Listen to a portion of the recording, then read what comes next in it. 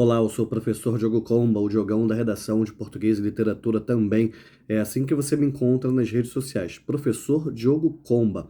Peço para que você se inscreva no canal, deixe o seu like e ative o sininho. E hoje eu vou fazer aqui a parte 1 do resumo da palestra sobre o livro Anos de Chumbo e Outros Contos. Por quê? Porque a gente vai ter no exame de qualificação da UERJ questões sobre esse livro, questões sobre esses contos presentes no livro, certo? Aí, ó, vou ler aqui, olha só, tem 2,5 páginas do resumo só de uma parte da palestra, beleza? Eu vou ler e vou comentar aqui com vocês. Se você quiser que eu te mande por escrito esse resumo, você manda uma mensagem que a gente pode negociar isso, beleza? Vamos lá então. Primeiro a gente comenta que isso é um livro valise. O que é uma valise? Valise, quase uma lancheira, né? Onde você pode guardar itens pequenos, como documentos, um lanche, até mesmo uma muda de roupa, alguma coisa nesse sentido. Ele é um livro que vai carregar outros livros dentro dele. Aí a gente se pergunta, que livros, que histórias que estão aí dentro? Pelo menos um romance dentro de cada conto. Você que já leu os contos aí do livro, você percebe que eles poderiam ser melhor desenvolvidos e cada um deles virá praticamente um romance, que virá uma história bem maior. Tem muito de coisa sugerida dentro de cada um dos contos ali. A gente tem, assim, livros não escritos, livros sugeridos. O autor sugere e o leitor que vai escrever. O leitor que vai preencher estas lacunas de que cada conto deixa pra gente. Aí, aqui no primeiro momento lá da palestra, o professor que a comandou, ele vai falar do conto Para Clarice Lispector com Candura, certo? Que não é o primeiro conto do livro, mas ele destacou esse primeiro conto aqui que eu vou comentar com vocês agora. O que a gente tem no conto? Um garoto de 19 anos e a gente percebe, devido a algumas referências, que ele está lá no final dos anos 70, mais ou menos 1979, correto? Ele é um fã da Clarice e ele é um aspirante a poeta, ele quer ser poeta. Aí o que ele faz um dia? Ele deixa na portaria de Clarice alguns poemas seus. E como que ele descobre? A mãe dele, Maria Jansen, se eu não me engano o nome, ela foi professora de pintura de Clarice Lispector. E o que a gente nota? A espera é um tema muito importante dessa narrativa, certo? Tanto que num determinado momento a Clarice liga e marca um café com ele. Aí todo o conto é um desdobramento dessa conversa no café. A Clarice, de fato, existiu, né? Todo mundo sabe disso, não é uma personagem criada aí pelo Chico Buarque. E a gente vai observar que tem muito de biográfico nesse conto, beleza? Até porque a gente vai observar que um dia a gente vai se lembrar, assistindo a palestra, ou vai ficar sabendo que um dia Chico Buarque teve um encontro com a Clarice que acabou sendo uma espécie de entrevista. Tem um pouco, digamos assim, da biografia do Chico Buarque aí também. A gente vai ver algumas misturas que aparecem desde o início. A Clarice era encantada pela pintura. Tem até uma frase da Clarice, ó. Queria escrever como um pintor. E a gente nota que os quadros da Clarice, que tem até no Instituto Moreira Salles, eram semelhantes à escrita dela. Por quê? Era algo expressionista, era algo bastante impactante. Você já leu Clarice Lispector? Um dos textos dela que eu mais gosto, por exemplo, é A Hora da Estrela, que eu estava pensando num outro aqui. A Hora da Estrela, com a personagem Macabeia, certo? A gente pode fazer uma leitura comentada, pode fazer uma leitura aproximada de Vidas Secas, de Graciliano Ramos. Macabeia tremendamente objetificada, uma figura bem estranha. Por que eu estou falando de estranha? Estranheza que a gente nota em muitos pontos da obra da Clarice, estranheza que a gente nota bastante, desculpa, nesse conto do Chico Buarque, certo? Um dia, eu não vou resumir tudo, eu vou direto para o final lá do livro da Hora da Estrela. A Macabeia vai até uma cartomante e a cartomante deixa entender que ela vai ter um momento de grande destaque na vida. Mas qual é esse momento? É justamente a sua morte, ou seja, o momento mais impactante, mais destacado da vida de Macabeia é justamente a sua morte. Olha só isso, né? E também a gente poderia ter outros romances dentro dessa obra. Por exemplo, o parceiro, entre aspas, amoroso de Macabeia era um cara que depois vira deputado, mas isso não é comentado. É um cara que acaba ficando com a amiga da Macabeia também, mas isso não é devidamente comentado, não é devidamente desenvolvido, beleza? Aí vamos continuar aqui, ó. O Chico esteve um dia do apartamento da Clarice ele tinha aproximadamente 23 anos, ela tinha 47 e o Chico Buarque já era conhecido. A Clarice, inclusive, escreve uma crônica para ele e diz num determinado momento que ele era gostável. Olha só a palavra que ela queria, né? E diz que ele era uma pessoa com candura. Ela até fala que ela tinha candura, mas que não costumava demonstrar isso, digamos. Aí a gente vai perceber um jogo de intertextualidade, uma espécie de diálogo desse conto do Chico Buarque para Clarice Lispector com candura, com essa crônica que ela escreveu para ele, né? Ele usa a palavra candura, tem esse diálogo aí. A Clarice o entrevista, conversa com ele. Aí o conto atravessa uma história, aproveita-se da biografia para fazer uma ficção. Você já deve ter visto isso em outro momento. Por exemplo, tem um filme que eu gosto muito chamado O Último Rei da Escócia. Fala de um médico, certo? Um jovem, recém-formado em medicina, que vai até um país africano e vai ser o médico, vai lá para fazer uma missão humanitária, mas acaba sendo o médico pessoal do Idi Amin Dada, se eu não me engano o nome é esse, de um grande, qual o nome? Um cara que acabou sendo um ditador africano. Não se tem notícia de que realmente Idi Amin Dada teve mesmo um médico pessoal. O que, que o livro faz? O que, que o filme faz aí? Tem uma espécie de licença poética, beleza? A gente pode ver isso em várias e várias outras narrativas também. Recentemente, né, aquele seriado lá, O Rei da TV, no Star Plus, que contaria a história do Silvio Santos, tem alguns saltos, tem algumas adaptações, é uma ficção com uma série de adaptações também, correto? Vamos lá. Aí, a Clarice e o Chico conversam sobre o amor. A Clarice pergunta ao Chico o que é o amor, ele diz que não sabe o que é, ele pergunta para ela e ela também diz que não sabe. Aí, quando ela está conversando com o jovem lá no conto do Chico, olha só isso. O jovem fala de sua interpretação dos contos e pergunta de supetão, pergunta assim, meio do nada, quase que a assusta, o que, que é o amor. Aí o que, que acontece nesse momento? Eu tô até virando a página aqui.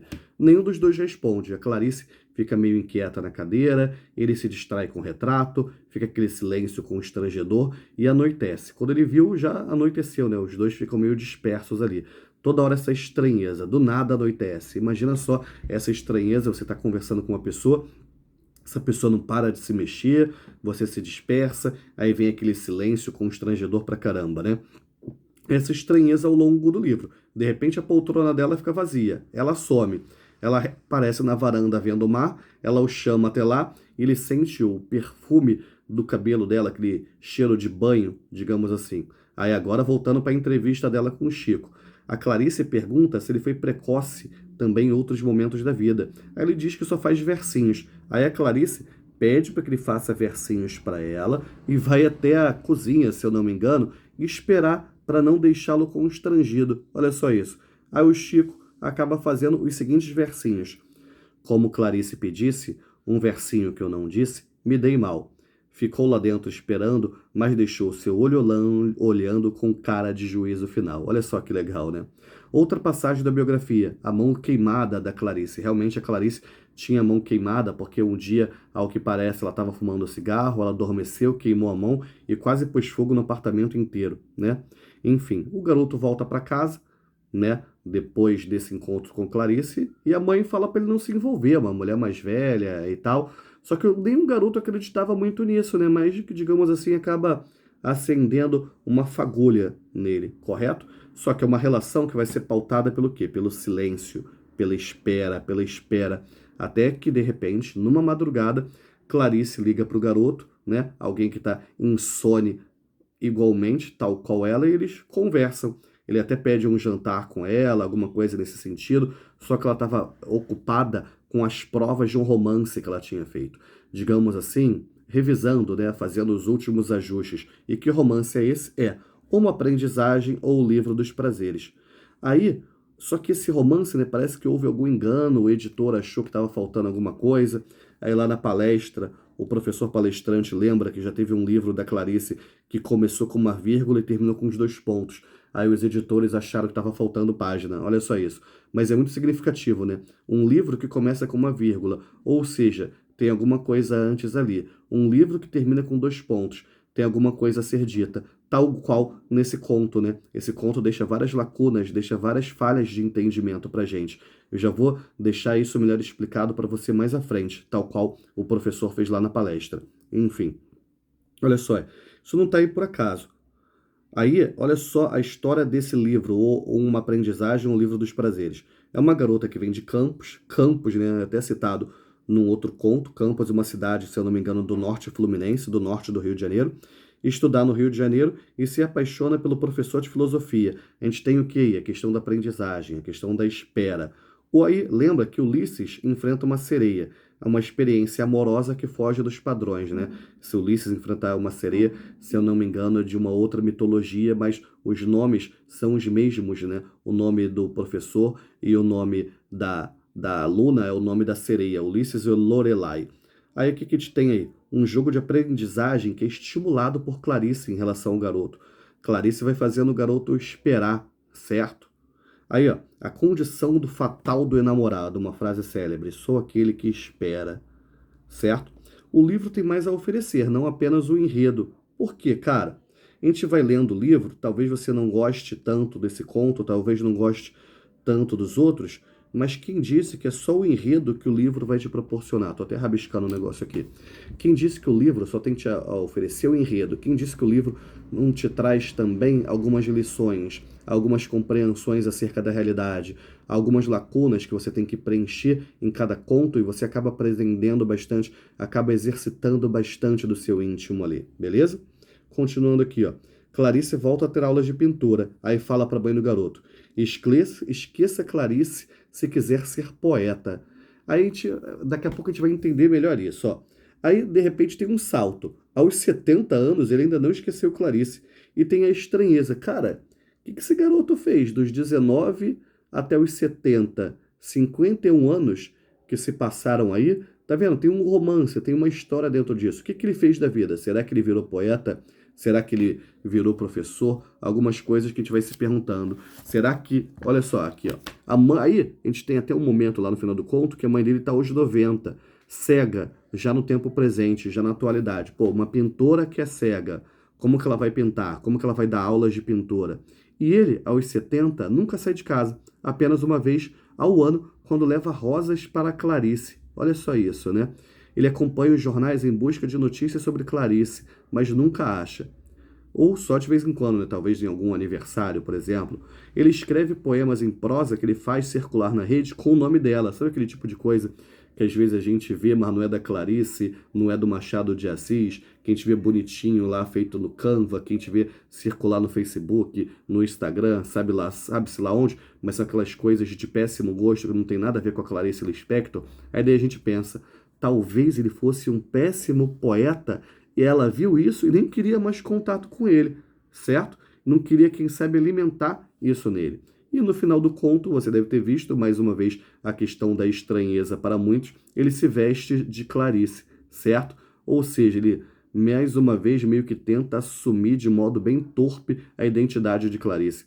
Um romance dentro desse conto. O que ele fez do 19 aos 70 anos, como a gente já comentou?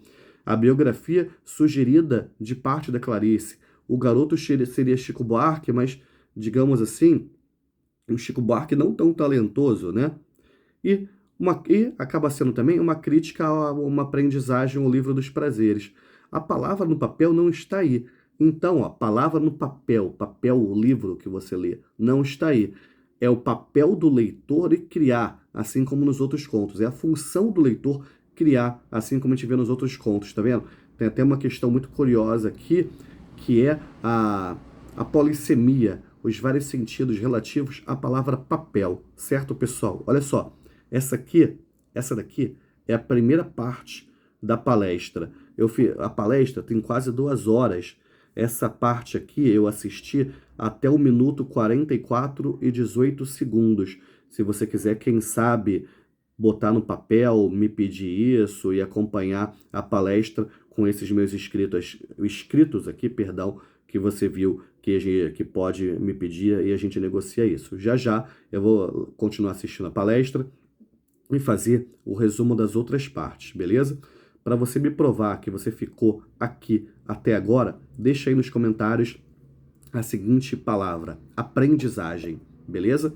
Que a força e a inspiração estejam com vocês, sem dizer adeus jamais.